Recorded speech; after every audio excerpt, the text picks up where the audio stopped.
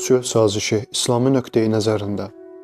Bunu bilməliyik ki, İslam dini kafirlərlə vuruşmağa əmr etdiyi kimi, müharibənin heç bir nəticə verməyəcəyi təqdirdə qarşıdurmanı sülh yolu ilə həll etməyi də əmr edir.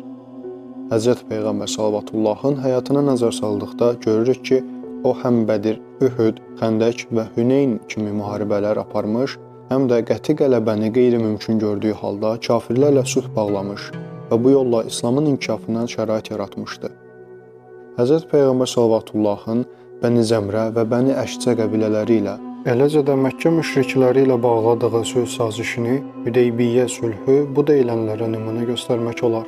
Muaviyyə ilə sülh sazişi bağladığına görə İmam Həsəni qınayan bir kişiyə o həzrət belə cavab vermişdi.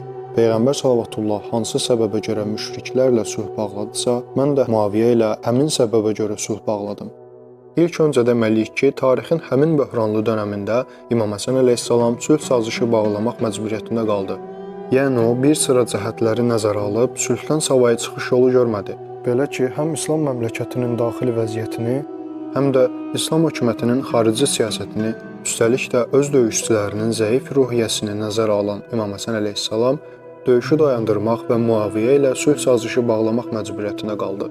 Növbəti videoda bu amilləri ayrı-ayrı araşdıracağıq.